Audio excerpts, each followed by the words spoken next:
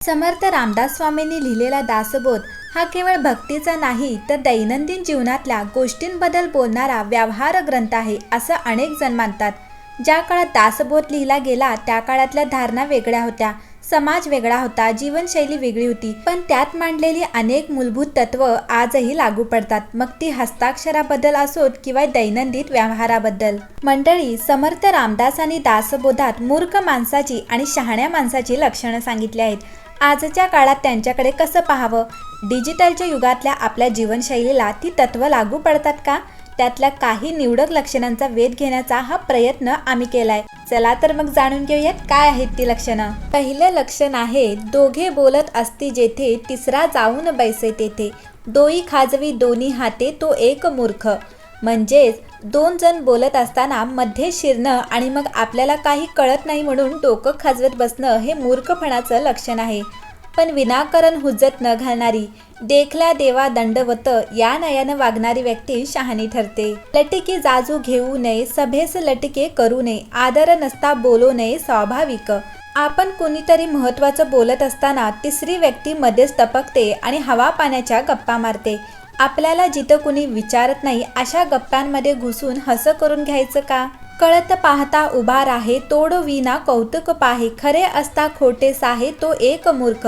म्हणजेच भांडण होत असताना ते सोडवण्याऐवजी जो गंमत पाहत उभा राहतो आणि जो खरं सोडून खोटं सहन करतो तो मनुष्य मूर्ख आहे असं दासबोध म्हणतं. पण त्याच उलट जो वाचाळ माणसाशी न भांडता तो सुज्ञांच्या सहवासात राहतो तो शहाणा माणूस असं समर्थ सांगतात. तोंडाळाशी भांडो नये, वाचाळाशी तोंडो नये, सत्संग खंडू नये अंतर्यामी.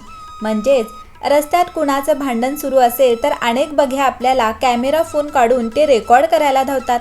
दुसरा कणी अशा परिस्थितीत सापडलेला पाहून त्यातून आपलं मनोरंजन करून घेणं कितपत योग्य आहे? त्याच उलट समजूतदार माणूस दुसऱ्याच्या भांडण्याकडे स्वतःच्या करमणुकीसाठी पाहत बसत नाही, तसंच भांडकुदळ लोकांशी हुज्जत घालण्यात वेळ घालवत नाही आणि तोच मनुष्य शहाणा आहे असं समर्थ रामदास स्वामी सांगतात. आपली आपण करी स्तुती, स्वदेशी भोगी विपत्ती, सांडे वडिलांची कीर्ती तो एक मूर्ख.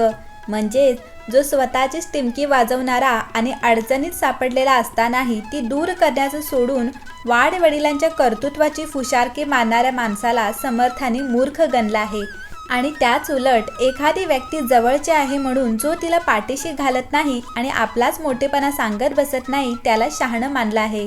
आपल्याची गोही देऊ नये, आपली कीर्ती वर्णू नये, आपले आपण हसू नये, गोष्टी सांगू नये. म्हणजेच सिग्नल तोडल्यामुळे पोलिसांनी पकडल्यानंतर जेव्हा एखादा मुलगा पोलिसाला मी कोण आहे माहिती आहे का, माझे वडील कोण आहेत माहिती आहे का असं विचारतो तेव्हा त्या मूर्ख लक्षणाचाच प्रत्यय येतो. धरून परावी आस, प्रयत्न सांडी सावकाश, नसू गाईचा संतोष, मानी तो एक मूर्ख. दुसऱ्यावर अवलंबून राहून जो प्रयत्न करून सोडून देतो आणि आळशीपणात समाधान मानतो त्याला मूर्ख मानावं असं रामदास म्हणतात. याउलट आळस झटकून दुसऱ्याबद्दल चहाड्या मनात न ठेवता जो संपूर्ण विचार करून प्रत्येक काम हाती घेतो तो शहाणा मानावं असं म्हटलं आहे. घरी विवेक उमजे आणि सभेमध्ये लाजे, शब्द बोलता निर्बुजे तो एक मूर्ख.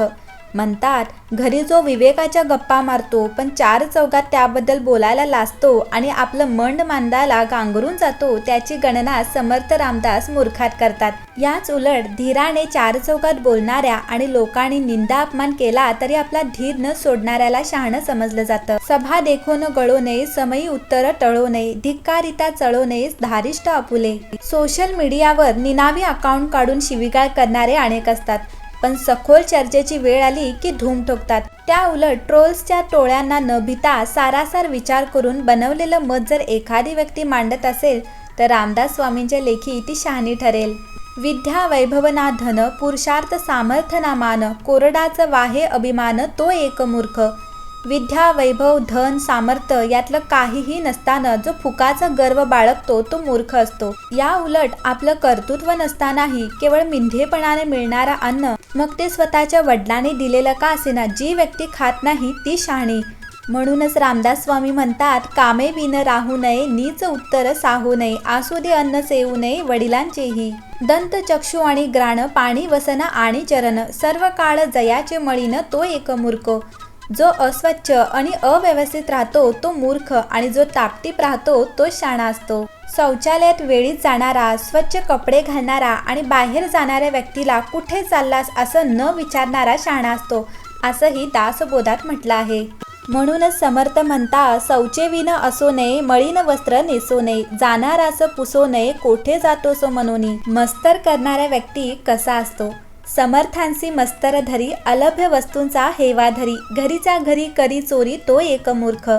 म्हणजेच आपल्यापेक्षा सामर्थ्यवान असणाऱ्यांचा जो मस्तर करतो आणि मिळू शकणार नाहीत अशा गोष्टींचा हेवा करत राहतो, त्याला समर्थ मूर्ख म्हणतात. याच उलट जो मनुष्य स्वतःच्या सामर्थ्यावर काम करणारा, आपल्यावर असलेल्या उपकारांची जाणीवपूर्वक परतफेड करणारा आणि इतरांचा विश्वासघात न करणारा शहाणा ठरतो.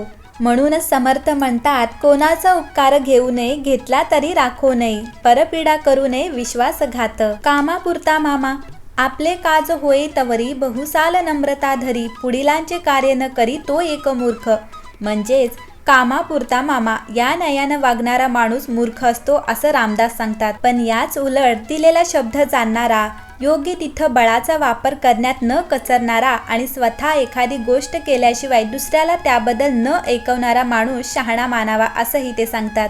म्हणूनच समर्थ म्हणतात, बोलीला बोल विसरू नये, प्रसंगी सामर्थ्य चुकू नये, केल्याविन निखुंदू नये, पुढिलांसी कदा.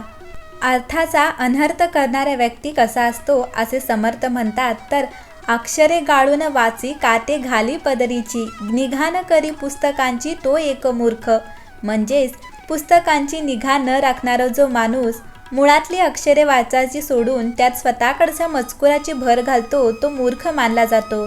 तेच दुसरीकडे आपल्याबद्दल वाईट समज पसरणार नाहीत याबाबत जो जागरूक असतो आणि जो सतत सत्याचा पाठपुरावा करतो, तो शहाणा मानला जातो. म्हणूनच समर्थ म्हणतात, अपकीर्ती ते सांडावी, सत्कीर्ती वाढवावी, विवेके दृढ धरावी, वाट सत्याची. मंडळी, समर्थ रामदासांचे हे विचार तुम्हाला तुमच्या जीवनात उपयोगी पडतील अशी आशा करते.